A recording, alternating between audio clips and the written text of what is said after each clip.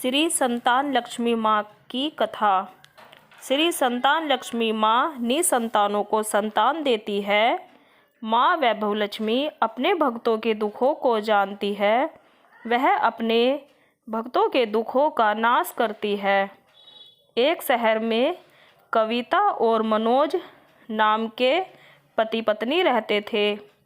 वो सर्वसुख संपन्न थे, परंतु कविता के कोई भी संतान नहीं थी। 11 वर्ष बीत जाने के बाद भी कविता ने संतान का सुख नहीं देखा था। संतानहीनता के कारण उसके ससुराल वाले उसे बांझ कहते थे। बांझ शब्द का नोकीला बाण कविता के दिल को चीर देता था। मनोज भी कविता से कटा कटा रहने लगा था। वह बहुत परेशान थी। शहर का कोई भी डॉक्टर उसने नहीं छोड़ा था।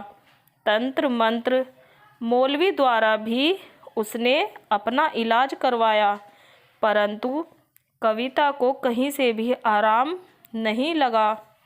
कविता अपने पति के व्यवहार से दुखी होकर एक दिन पति से बोली, हे प्राणनाथ, क्या मैं आपकी नाराज़गी का कारण जान सकती हूँ? आप मुझसे इतने कटे कटे क्यों रहते हो? मुझे मेरी गलती तो बताओ। कविता कहती कहती रो पड़ी। मनोज अपनी पत्नी से बोला, नहीं कविता, ऐसी तो कोई बात नहीं है। माँ का तुम्हारे प्रति बुरा बर्ताव असहनीय होता है, इसीलिए परेशान हूँ।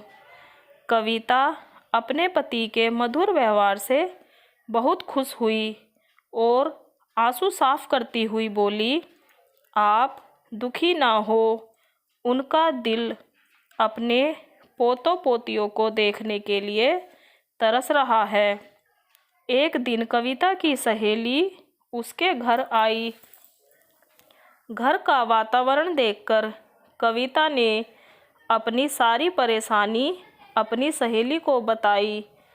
कविता की सहेली ने कहा, माँ वैभव लक्ष्मी के व्रत करने को कहा और फिर उसने व्रत करने की पूरी विधि बताई और वह व्रत कथा की पुस्तक भी देकर गई।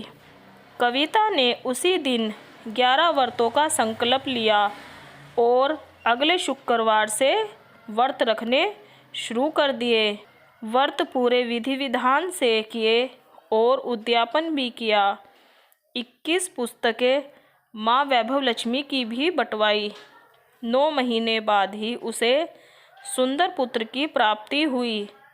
उसने सभी को बताया कि उसे पुत्र की प्राप्ति माँ वैभव लक्ष्मी की कृपा से हुई है।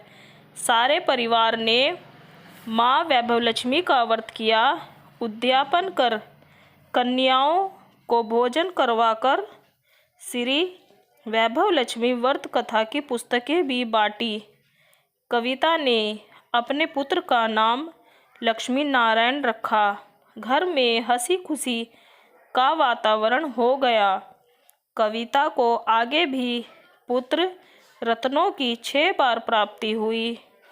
तो हे माँ लक्ष्मी, जैसे आपने कविता की मनोकामना पूर्ण करी है, ऐसे ही मैया रानी सबकी मनोकामना पूरी करना। जय माँ लक्ष्मी।